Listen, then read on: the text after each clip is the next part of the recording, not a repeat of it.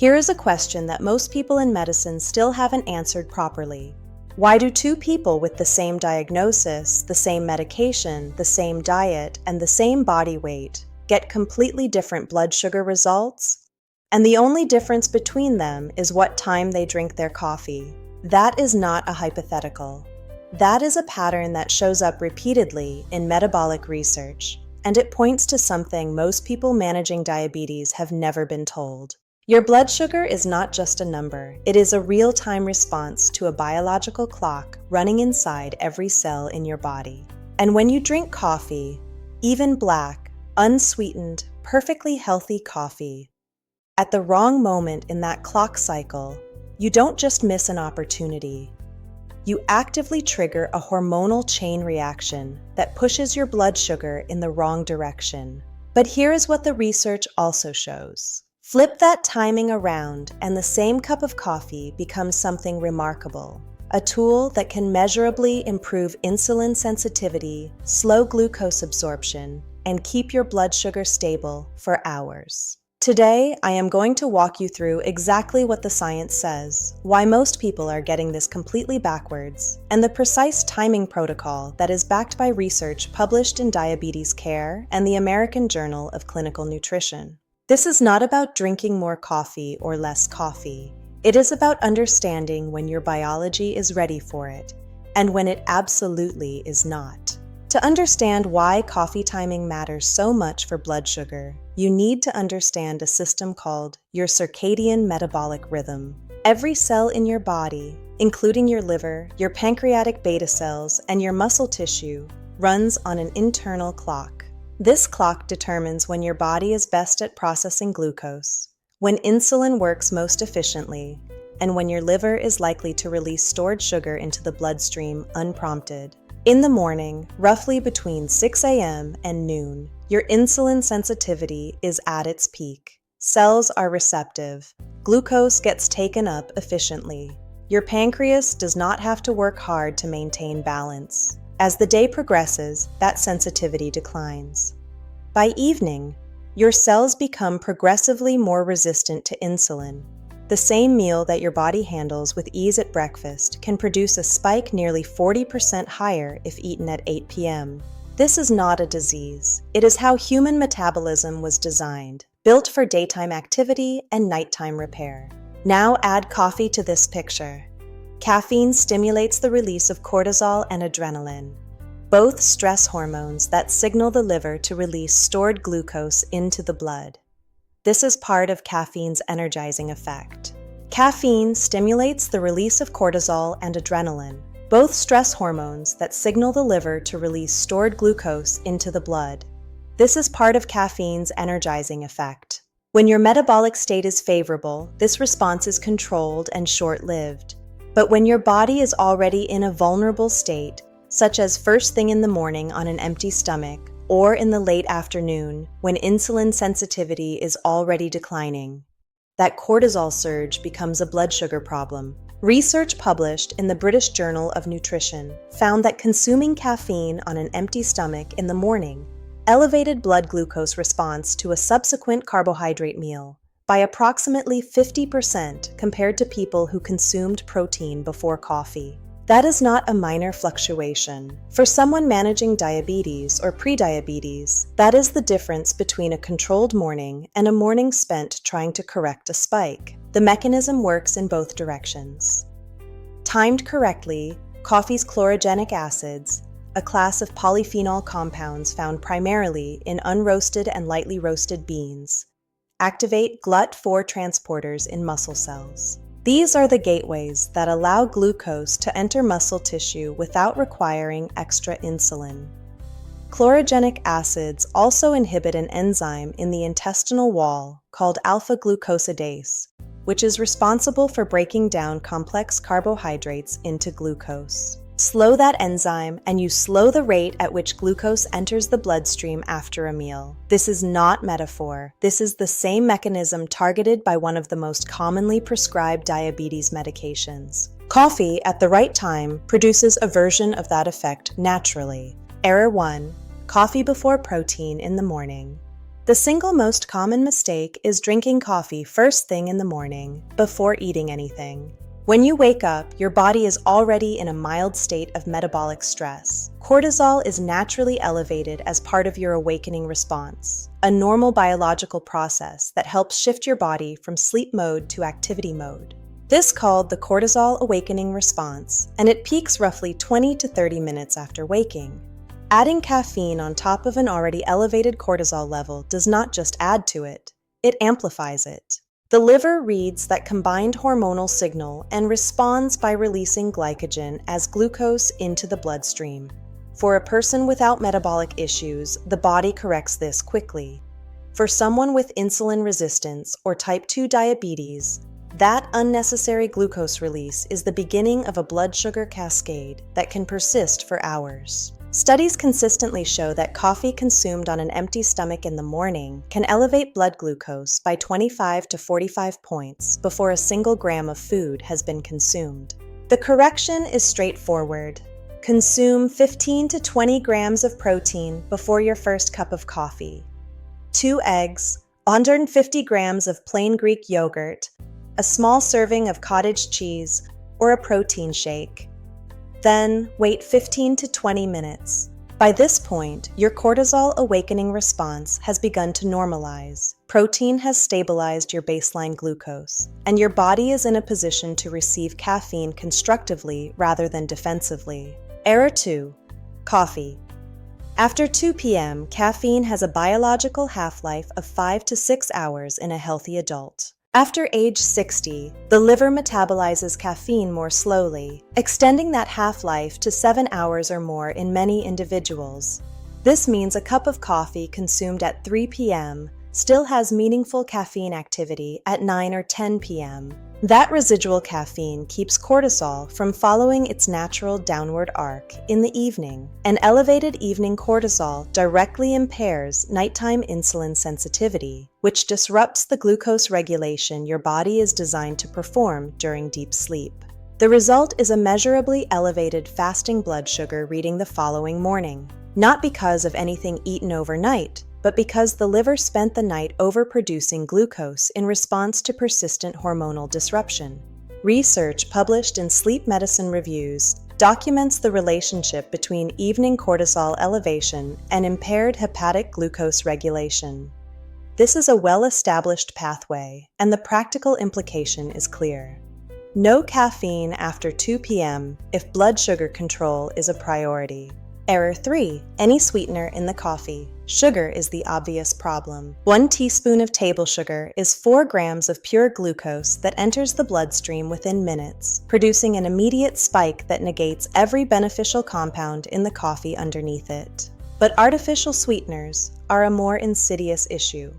Research published in Nature demonstrated that aspartame, sucralose, and saccharin alter the composition of gut microbiota in ways that increase insulin resistance over weeks and months of use. These sweeteners also trigger an insulin response in the absence of actual glucose, a conditioned metabolic reflex that confuses pancreatic signaling over time. The rule is simple: black coffee or coffee with a small splash of unsweetened cream or milk. No sugar, no packets, no natural or artificial alternatives. Before we get into the exact timing protocol, I want to say something directly. If you have been managing blood sugar for years, following every instruction, watching every carb, and still feeling like you're fighting a system that doesn't want to cooperate, you are not imagining it. There are pieces of this puzzle that rarely get discussed in a clinical setting because they are too small to feel like they matter and too consistent to dismiss once you see them clearly. That is why this channel exists. If this kind of research-based practical information is useful to you, please subscribe to Golden Glow Senior right now.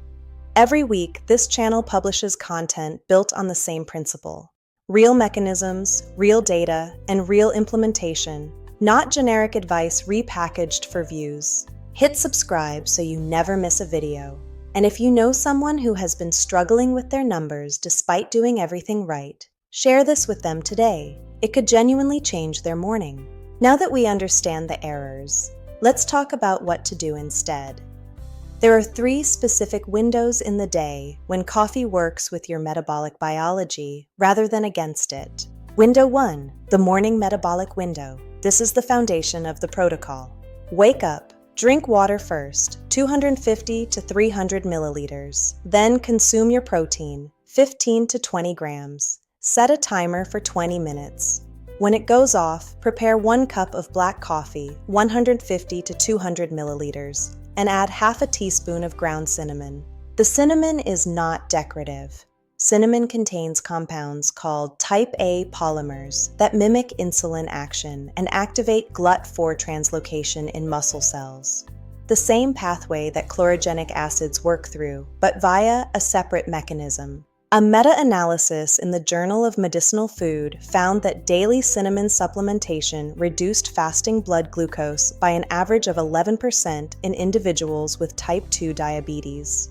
Combined with the post-protein metabolic window, the effect is compounded. Drink this slowly over 10 to 15 minutes. Do not rush it. Window 2, the pre-meal glucose block, 20-30 minutes before lunch. This is a tactical intervention specifically for postprandial, after-meal, blood sugar spikes. Drink 1 cup of plain black coffee 20 to 30 minutes before your main midday meal. The chlorogenic acids in the coffee bind to the alpha-glucosidase enzyme in your small intestine, slowing the rate at which carbohydrates are converted into absorbable glucose. Research in diabetes care found that this intervention reduced post-meal glucose elevation by an average of 35 milligrams per deciliter. To put that in practical terms, if your blood sugar would normally reach 185 2 hours after lunch, this single adjustment, 1 cup of coffee before the meal, may bring that to 150. No medication change, no dietary restriction. Window 3, the post-exercise capture window, within 30 minutes after activity. After physical activity, even a 30-minute brisk walk, your muscle cells enter a state of elevated insulin sensitivity. After physical activity, even a 30-minute brisk walk, your muscle cells enter a state of elevated insulin sensitivity. GLUT4 transporters migrate to the cell surface in unusually high numbers, creating an expanded window for glucose uptake that can persist for 30 to 45 minutes post-exercise. A study in the Journal of Applied Physiology found that post-exercise caffeine intake increased muscle glycogen synthesis rates, meaning your muscles pulled glucose out of the blood more efficiently during the already heightened post-exercise window. 1 cup of black coffee within 30 minutes of finishing a walk, a bike ride, or any moderate physical activity. This is the window. Use it. One of the most common pieces of advice around coffee and health is yours 2 cups maximum per day. This number has almost no scientific basis when applied universally.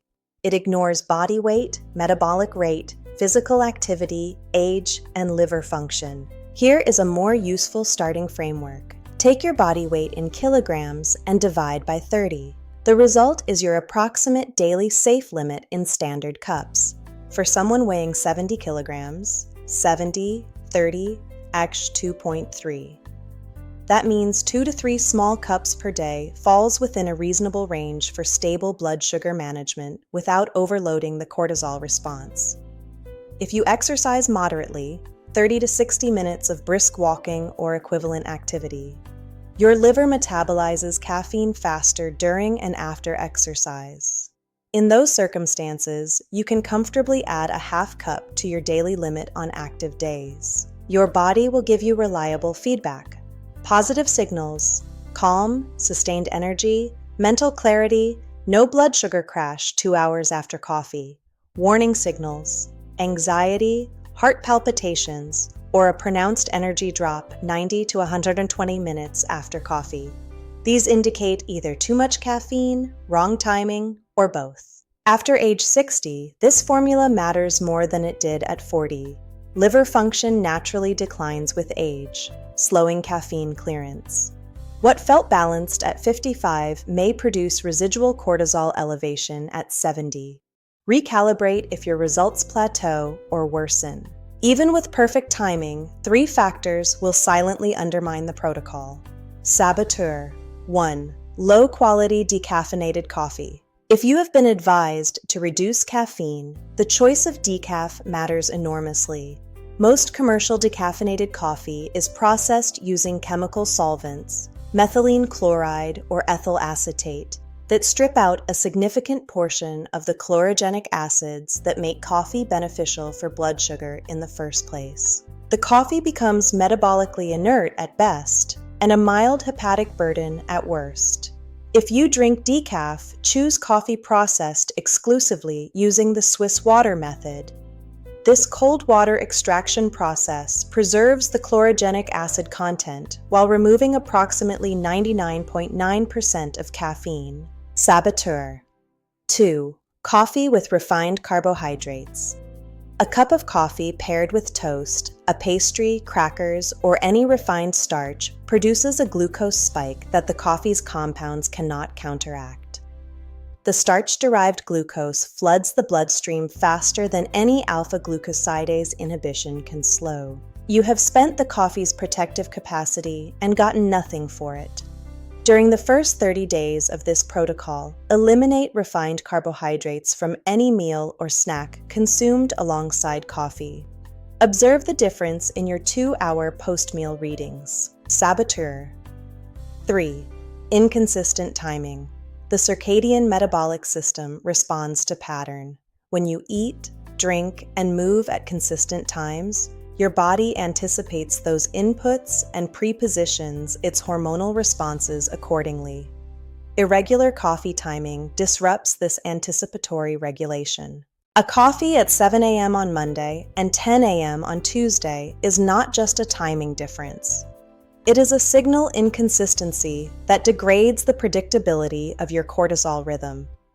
Consistency is not perfectionism, it is biology. Everything I have covered today, the circadian biology, the cortisol-glucose connection, the chlorogenic acid mechanisms, the personalized dose framework. This is the kind of content that most people never encounter in a routine medical appointment because there simply isn't time. That is exactly what Golden Glow Senior is built for. If you found value in this video, please subscribe right now. You will get access to the full library of content on this channel, each video researched and structured the same way, giving you mechanisms, not just recommendations. And if you haven't already, turn on notifications so you see new videos as soon as they go live. This information belongs to anyone who needs it. Please share this video with someone in your life who is managing blood sugar and hasn't yet heard any of this. Here is what the research supports, condensed into a protocol you can begin tomorrow morning. Every morning, wake up, drink water, consume 15 to 20 grams of protein, wait 20 minutes, then drink 1 cup of black coffee with half a teaspoon of cinnamon, slowly. Before lunch, 20 to 30 minutes prior, drink 1 plain cup of black coffee, your glucose blocker. After activity, within 30 minutes of any moderate exercise lasting at least 20 minutes, drink 1 cup of black coffee to capture the post-exercise insulin sensitivity window. Every evening, absolutely nothing with caffeine after 2 p.m. Protect your nighttime insulin sensitivity and your morning fasting number. Always. No sugar, no sweeteners, no refined carbohydrates alongside coffee. Track it. Record your fasting blood sugar every morning.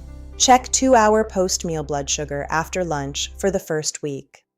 Most people notice a measurable difference within 7 to 10 days. HbA1c changes take 8 to 12 weeks to reflect, but the daily numbers will show you earlier that something real is happening.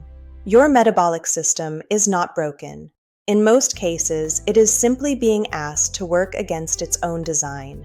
Small, well-timed interventions, built on an understanding of how your biology actually operates, can produce changes that feel disproportionate to their simplicity. Thank you for watching. I'll see you in the next video. Golden Glow Senior, evidence-based health information for adults 60 and beyond.